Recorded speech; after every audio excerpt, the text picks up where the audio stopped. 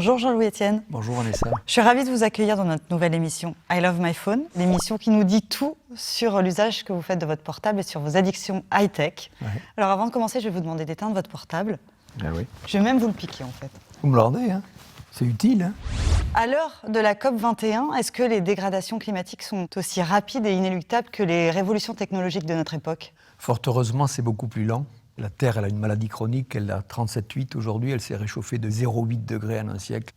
Il est évident que la COP21 est un test planétaire de notre capacité à appréhender la Terre dans sa globalité. Aujourd'hui, vraiment, les médecins sont à l'œuvre. Il faut vraiment soigner ce réchauffement parce que les mesures que l'on prendra aujourd'hui ne se verront que dans un demi-siècle.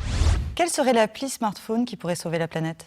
Il faut pouvoir être connecté à ces émissions de carbone. Dans une maison, par exemple, on doit pouvoir arriver à le faire. Trouver une appli qui vous donne la provenance de votre électricité et qui vous donne en même temps l'équivalent en consommation carbone. Il y a une chose dont on ne se rend pas compte, c'est la quantité d'énergie que l'on consomme. Il va falloir passer à la culture de la consommation énergétique.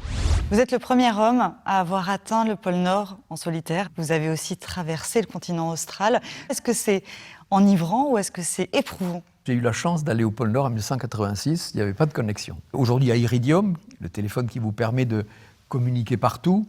Il n'y avait pas de GPS, je naviguais avec le soleil. J'avais une communication radio HF sur un appareil qui crachouillait. On me donnait ma position à partir d'une balise Argos. Et vous arrivez au nord du Canada, il fait moins 48, vous avez un avion qui vous dépose là, et l'avion s'en va.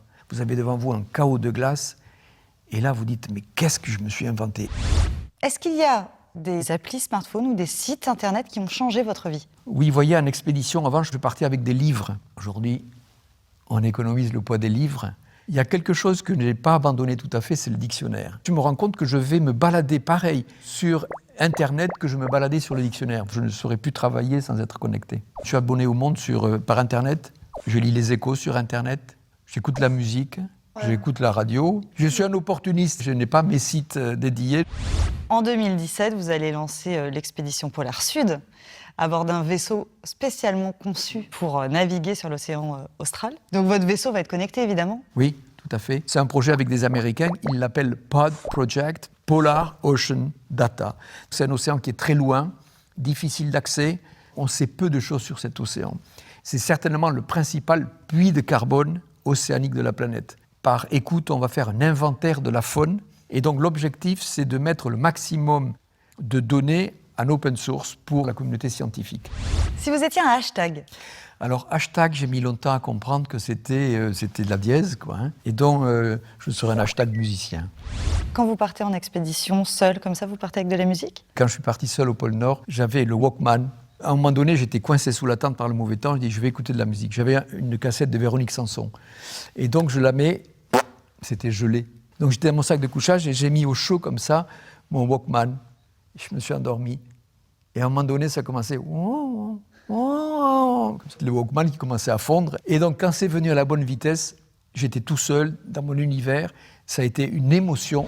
Si vous étiez une appli smartphone? Une appli smartphone curieuse qui fouinerait un peu partout dans la nature et connaîtrait tout le monde. Si on connaissait les relations entre les oiseaux, les proies, les prédateurs, les plantes, etc., si on entrait en intimité avec la nature, on serait beaucoup plus attentif à la protéger.